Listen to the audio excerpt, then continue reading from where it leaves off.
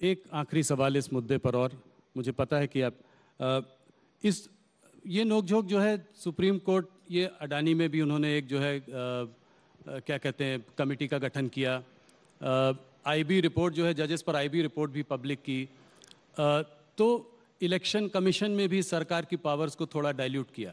तो क्या आप ये नहीं देखते कि इसमें थोड़ा यहाँ पे कुछ नोकझोंक? फिर भी एक बार जजमेंट नहीं पड़ा है। दोनों इलेक्शन कमीशन पर जो जजमेंट आया है, उन्होंने कहा है कि सरकार जब तक कोई कानून नहीं बनाती तब तक की ये स्टॉप गैप अरेंजमेंट उन्होंने बताई है। सरकार को कानून बनाने का मौका दिया। अब सरकार का काम है कानून बनाकर कानून सार्वजनिक कर दे, संसद में पारित करा ले, और सरकार करेगी, इस पर विचार कर रही है सरकार।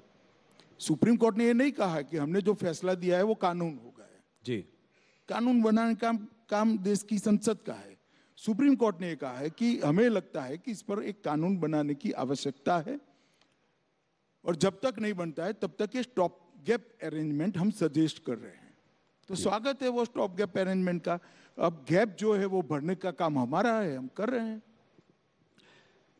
अमित जी, एक मुद्दा जिस पर आपने बहुत काम किया है और वो है ड्रग्स के खिलाफ आपने बहुत काम किया है। आप इतने व्यस्त रहते हैं, इसके बाद भी आपने इस चीज पर बहुत ज्यादा काम किया। आप कैसे देख रहे हैं कि भाई मैं काफी चीजों पर काम करता हूं। मैं कह रहा वो सब तो करते हैं, मेरा मतलब है कि ये एक ड्रग्स फ्री इंडिया का जो सपना है वो कब पूरा होगा? ये प्रॉब्लम बहुत बड़ी है आज भी इतने। देखिए ऐसा है कि ये ऐसी समस्या है जिसकी समाप्ति की कोई डेट नहीं दी जाती, ना हो सकती है, कभी भी नहीं हो सकती। एक लड़ाई है और लंबे समय तक चलने वाली लड़ाई है, मगर अप्रोच में बदलाव हो सकता है।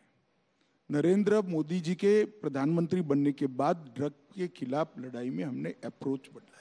एनकोड कर एक व्यवस्थापन 2020 से हम लेकर आए, जिस एनकोड के अंदर 4 स्तरीय व्यवस्था है। केंद्रीय स्तर पर 2 व्यवस्था है, एक राज्य स्तर पर है और एक जिला स्तर पर है।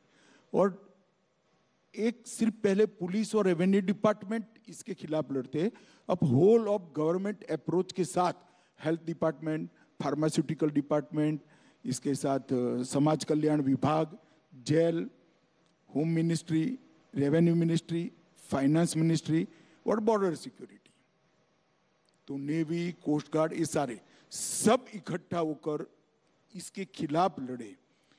वो व्यवस्था का नाम है एनकोड व्यवस्था, जो 2020 से हम लेकर आए, और इसके कारण ड्रामेटिक परिवर्तन आंकड़ों में आया है जी। मैं आपको बताता हूं, पहले 9 साल में 630 करोड़ का ड्रग पकड़ा गया था, और ये 9 साल में 22,000 करोड़ का ड्रग पकड़ा गया है।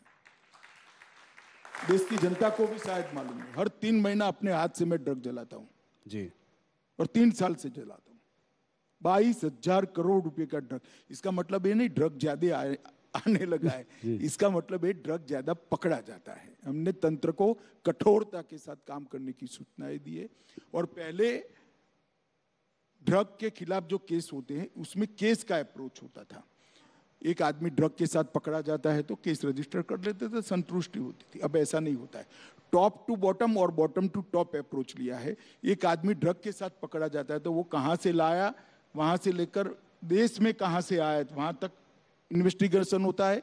और देश की सरहद पर पकड़ा जाता है तो जहां से पकड़ा गया वहां से कहां पान की दुकान तक जाना था, वहां तक का इन्वेस्टिगेशन होता है जी।